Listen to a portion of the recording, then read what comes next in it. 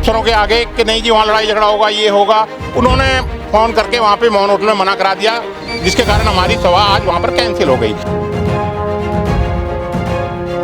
कि प्रशासन हमारे साथ है, दिल्ली पुलिस हमारे साथ है और हमारी मार्केट में निश्चित तौर पर अब निष्पक्ष चुनाव हो पाएंगे।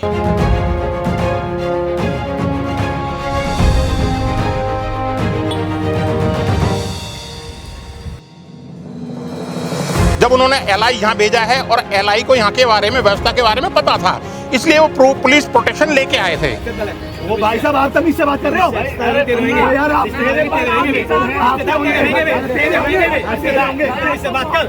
एलआई से बदतमीजी और पुलिस का रवैया, वो एक था कि उनको बिल्कुल भी नहीं बचा पा रही सरकारी आदमी को, कुछ भी हो सकता था उस दिन। वो यहाँ बदतमीजी कर रहा है, मैंने माइक खोला हुआ है, आप एक बार बात कर लो इससे। तो उसमें मैं भी डीसीपी से भी कहूँगा, जो भी दादागिरी चलेगी उसको एसएचओ से बात करूँगा। और हमारी डीसी से हमने बात की थी, डीसी ने कहा कि मैं जो है बिल्कुल अनऑथराइज जो भी है उसको हटा दूँगी। नमस्कार, मैं हूँ राजेंद्र स्वामी और आप देख रहे हैं दिल्ली दर्पण TV. Ashok Vihar central market में इन दिनों एक संग्राम छिड़ा हुआ है, गुंडे राज के खिलाफ, प्रशासनिक अनियमितता के खिलाफ, धांधलियों के खिलाफ और जो इलाके में बढ़ रही हैं अवैध रेहड़ी पटरी खोमचे की दुकानें, उनके खिलाफ। आज 21 तारीख है, दिल्ली दर्पण टीवी पर लगातार खबरें आ रही थी। उसके बाद मार्केट में दुकानदारों की सरकार इस नारे के साथ एक मुहिम शुरू हुई कि दोबारा से चुनाव हो और जो स्वयंभू प्रधान है उसके खिलाफ बाकायदा पुलिस में कंप्लेंट भी दी गई और चुनाव का ऐलान भी किया गया। आज 21 तारीख थी। आज एक जगह यहाँ होटल मोहन में बाकायदा आम सभा का आयोजन होना था, लेकिन अचानक एक फ़ोन जाता है होटल के मालिक को और वो सभा कैंसिल हो जाती है। इसके बाद डीसीपी साहब से ये लोग मिले हैं और डीसीपी साहब से मिलने के बाद में इनमें कुछ आशा जगी है, कुछ उम्मीदें जगी है कि अब शायद मार्केट के चुनाव हो जाएंगे और दुकानदारों की सरकार बनेगी। अब क्या शिकायत थी, आपने डीसीपी साहब को क्या कहा? दिल्ली दर्पण का स्वागत करता हूं कि ये हमारी मार्केट की समस्याओं को लगातार दिखा रहे हैं और ये जनता से जुड़े हुए मुद्दे हैं। जो मीडिया का एक परम कर्तव्य होता है उस पर ये बिल्कुल पूरे उतर रहे हैं। इसके लिए मैं अपनी संस्था की तरफ से इनका हृदय से धन्यवाद करता हूं।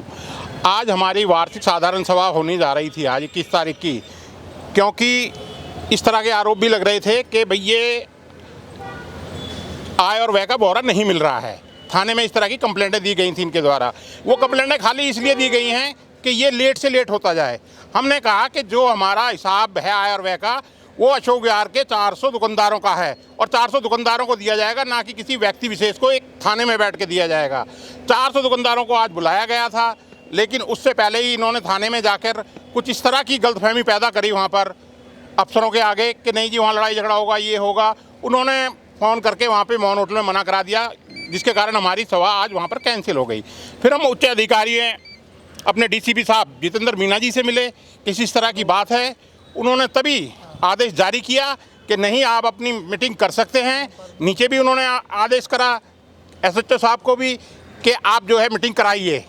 इसके लिए मैं अपने संस्था की तरफ से डीसीपी साहब का और एसएचओ साहब का दोनों का आभार प्रकट करता हूं और हमारे सभी दुकानदार साथी इस बात से बहुत खुश हैं और उनको अब उम्मीद बनी है कि प्रशासन हमारे साथ है, दिल्ली पुलिस हमारे साथ है और हमारी मार्केट में निश्चित तौर पर अब निष्पक्ष चुनाव हो पाएंगे। लेकिन प्रधान जी, अगर दिल्ली पुलिस आपके साथ होती तो अगर ऐसी सूचना आती तो वहाँ पर बाकायदा पुलिस तैनात की जाती, मीटिंग होने दिया जाता, न कि रोकने देते। आपको नहीं लगता कि सुरक्षा देनी चाहिए बजाय उसको मना करवाने के? देखिए ऐसा है ना, सुरक्षा वाली बात अपनी जगह ठीक थी। हम सवेरे आज जल्दी गए थे वहाँ पे थाने में। एक तो आज जो है बहुत सी राजनीतिक पार्टियों द्वारा भारत बंद का आह्वान था और एक इंडस्ट्री एरिया में किसी बच्चे के साथ दुर्घटना हो गई थी, जिसके कारण प्रॉपर पुलिस वहाँ पर नहीं थी। उन्होंने कहा कि मेरे पास इस समय पूरा वो नहीं है, इस कारण से वो हमारे को सवेरे नहीं दे पाए पुलिस। लेकिन इतना बड़ा चुनाव है, क्या ये मार्केट का एक मामला है और इस हद तक दादागिरी हो जाए, इस हद तक पुलिस प्रोटेक्शन की ज़रूरत पड़े और वो ना मिले? देखिए ऐसा है, अगर आप जो है यहाँ पर निस्वार्थ सेवा के लिए आ रहे हैं तो ये इतना बड़ा नहीं है उसमें निस्वार्थ सेवा करनी। और जब आपने ये देख लिया कि मुझे इधर से भी लेना है, उधर से भी लेना है, इधर से भी लेना है और यहाँ से मैंने अपने आप को ही वो करना है, तो फिर तो बहुत बड़ा हो जाता है। जब लोभ आ जाएगा इस तरह का, तो लोभ तो फिर आदमी को बहुत ज़्यादा आगे तक ले जाता है। आपने अपनी कंप्लेंट में लिखा है कि कोई चुनाव नहीं हुए थे, और हाँ। एक बात ये भी कही है कि जो पार्किंग है, इस पार्किंग से 1,20,000 रुपये महीना लिया जाता है। जैसी जानकारी मार्केट में आ रही है उसी हिसाब की बात ये कही गई है। अब इसमें जितनी सच्चाई है, क्योंकि इसकी रिपोर्ट अपना शिकायत थाने में दुकानदार हैं, आपको भी तो पता लगता ही होगा। हाँ बिल्कुल होता है ये बात। तो क्या जब ये बात लिखी गई है कि हाँ भाई यहाँ पर जो बंदा आज से 20 साल से यहाँ पे था उसको क्यों हटाया गया है, 20 साल से यहाँ पे जो पार्किंग वाला था उसको क्यों हटाया गया है, 20 साल से यहाँ झूले वाला था उसको क्यों हटाया गया है, पुराने सारे आदमियों को इस तरह से क्यों हटाया जा रहा है। वो अशोक विहार के पार्किंग वाले एक एक व्यक्ति को जानते थे, एक एक व्यक्ति उनको चाबी दे के जाता था। आज इनको बेचारों को जरा, ये नए लड़के आए हैं, उतनी ज़्यादा अभी उनके ऊपर विश्वास है नहीं। विश्वास जमते जमते टाइम लगता है थोड़ा। तो ये तो मानेंगे कि अव्यवस्था का तो बहुत बुरा हाल है यहाँ पे। भाई देखिए, क्या है? उत्तरी दिल्ली की सबसे बड़ी मार्केट थी, मार्केट की एक प्रतिष्ठा थी। हर जगह कहीं भी अशोक विहार सेंटर मार्केट या दीप सिनेमा मार्केट का नाम, दीपचंद बंधु द्वार था, यहाँ पे हर चीज़ का बहुत अच्छा वो था। लेकिन पिछले कुछ समय से निश्चित तौर पे इस चीज़ का ह्रास हुआ है, और इसमें हम सभी को सोचना है। जो इस तरह कर रहे हैं उनको भी सोचना चाहिए, और साथ में लेकिन देखिए, प्रशासन कार्यवाही करने आता है। एलआई यहाँ पर आया, आपने देखा, वीडियो में भी देखा किस तरह से उसके साथ सलूक हुआ। उसको किस तरीके से देखते हैं? क्या एमसीडी इतनी कमज़ोर है या मिलीभगत है? आपका इलाके के पार्षद हैं, क्या इतने कमज़ोर हैं कि बिल्कुल आंखें बंद किए रहें या कुछ करना पा रहे हों? नहीं, पार्षद जी को कमज़ोर नहीं कहा जा सकता। अगर पार्षद जी कमज़ोर होते तो वो एलआई को ना भेजते। जब उन्होंने एलआई यहाँ भेजा है, और एलआई को यहाँ के बारे में, व्यवस्था के बारे में पता था, इसलिए वो पुलिस प्रोटेक्शन लेके आए थे। लेकिन कर तो नहीं पाया, 2 बार भगा दिया उसे। पार्षद कहाँ, यहाँ तो फिर हाँ। दूसरी तरफ की बात आ जाती है कि हाँ भाई क्यों नहीं हो पाया काम। क्यों नहीं हो अब ऐसा है ना, हम ये चाहते हैं कि हम एक दूसरे पर दोष ना डाल के हाँ। ये चाहते हैं कि हमारी मार्केट के निष्पक्ष चुनाव हो, और जो भी दुकानदार भाई आगे आके अपना काम करना चाहते हैं काम करें, और हमारे जैसे बुजुर्ग आदमियों से आशीर्वाद लेके करते रहें। बस हम तो इतना ही चाहते हैं। आप क्या कुछ कहना चाहेंगे? कुछ बहुत बढ़िया, दुकानदार एकता जिंदाबाद। कुछ बोलेंगे? आपने तो कुछ अधिकारियों को भी इस बात की शिकायत की है कि इन सब बातों के बावजूद भी कोई कार्रवाई नहीं हो रही। हाँ, मैंने अभी इनकी शिकायत की थी, और मेरे को कल डीसीपी मैडम संध्या स्वामी जी ने बुलाया भी था। आज मेरे को स्टेटमेंट देने जाना भी था, लेकिन मार्केट की देखते हुए फिर हम जितेंद्र मीना जी से मिलके ही आ गए हैं। लेकिन जो उस दिन का पुलिस का रवैया था, एलआई से बदतमीजी और पुलिस का रवैया, वो एक था कि उनको बिल्कुल भी नहीं बचा पा रही थी सरकारी आदमी को। कुछ भी हो सकता था उस दिन एलआई के साथ, और पुलिस मुख बनी हुई थी। तो मैं तो ये चाहूँगा कि पुलिस अपना कर्तव्य पूरा करे। चलिए, तो देखिए, ये थे मार्केट के वो दुकानदार जिन्हें अब लगातार, जब दिल्ली दर्पण टीवी भी उनकी आवाज़ उठाता रहा है, यहाँ के सारे माहौल दिखाता रहा है, तो दुकानदारों में भी कुछ आशा की उम्मीद जगी है, और ये इस बात को महसूस करने लगे हैं कि एक नई सरकार होनी चाहिए, दुकानदारों की सरकार होनी चाहिए। और इस सब के बाद जब ये अधिकारियों से मिलते हैं, उनको लिख रहे हैं, तो अब पुलिस भी इनकी मदद करने के मूड में दिखाई दे रही है, जैसा सुरेंद्र प्रधान जो पूर्व हैं वो बता रहे हैं। और लेकिन सबसे बड़ा सवाल तो एमसीडी पर ही उठता है कि एमसीडी के एलआई पर इस तरह की बदसलूकी होती है, 2-2, 3-3 बार होती है, और वो कोई लिखित में कार्रवाई नहीं करता है, और अपने आप को मजबूर पाता है कि यहाँ जो चल रही है अनियमितता, घूसखोरी, पार्किंग की वसूली, यहाँ पर उनके आरोप भी इन पर लग रहे हैं। लेकिन नगर निगम अगर कुछ नहीं कर पा रहा है तो ये नगर निगम की कमजोरी भी है, और सवाल कुछ पार्षद पर भी उठते हैं। नमस्कार। दबंगई और दादागिरी का आलम यह है कि आज अशोक विहार सेंट्रल मार्केट में जो 21 तारीख को आम सभा होने जा रही थी, उसे एक फ़ोन ने रुकवा दिया। यानी उस शख्स का पुलिस पर कितना प्रभाव है, कितना दबंग है, इसका अंदाज़ा इस बात से लगाया जाता है कि जब एलआई यहाँ पर आता है तो वो बैरिंग लोड जाता है, उसको सरेआम धमकाया जाता है। जो अवैध खोमचे, पटरियाँ, रेडियाँ लगी हुई हैं, अवैध पार्किंग का जो शुल्क वसूला जा रहा है वो बदस्तूर जारी है। तो इस सब पर जवाब लेने के लिए हम स्थानीय निगम पार्षद पूनम भारद्वाज के कार्यालय में आए हैं।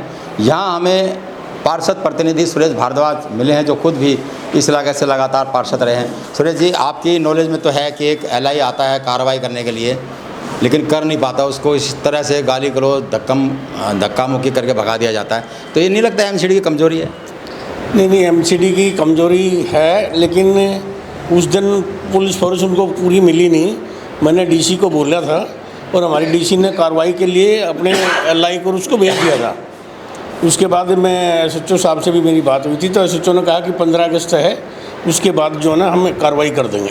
नहीं, जितनी फोर्स उसके साथ थी, एक महिला सब इंस्पेक्टर भी थी, 2-3 पुलिस वाले भी थे, 2 आदमियों के लिए कितनी फोर्स चाहिए? और पुलिस के सामने वो दादागिरी कर रहा है।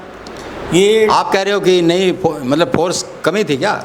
नहीं, ये जो है फोर्स, उस दिन मैंने मेरी बात हुई थी, फोर्स पूरी फोर्स नहीं थी उनके पास, और उन्होंने कुछ दवाइयों ने, मार्केट के बंदे नहीं थे, इधर उधर के बंदे थे 2-4, उन्होंने ही उसके साथ बदतमीजी की है। तो मैं डीसी से बात हुई थी, हमारी डीसी ने कहा कि 15 तारीख के बाद 2 जो उसके साथ बदतमीजी कर रहे हैं, हाथापाई जैसी नौबत भी आ गई थी, वो जो कर रहे हैं वो तो मार्केट के ही हैं, जो जिसमें खुद वो अपने आप को जो प्रधान बता रहा है ओम प्रकाश सांडिल्य, वो है, एक वरुण है। तो उसमें मैं भी डीसीपी से भी कहूँगा, जो भी दादागिरी चलेगी उसको एसएचओ से बात करूँगा। और हमारी डीसी से हमने बात की थी, डीसी ने कहा कि मैं जो है बिल्कुल अनऑथराइज जो भी है उसको हटा दूँगी। लेकिन आज इस बात को कम से कम 20 दिन से ज़्यादा का समय हो गया और कोई कार्रवाई हो नहीं रही, उसका तो आलम यह है कि मीटिंग तक नहीं होने दे रहा। नहीं, ऐसा है, 15 तारीख को ये था कि मीटिंग का मेरी नॉलेज में नहीं था। जब ऐसा मीटिंग का है तो मैं भी एसएचओ से बात करूँगा, डीसी साहब से बात करूँगा, और जो भी और वहाँ के अधिकारी होंगे उनसे भी बात करूँगा।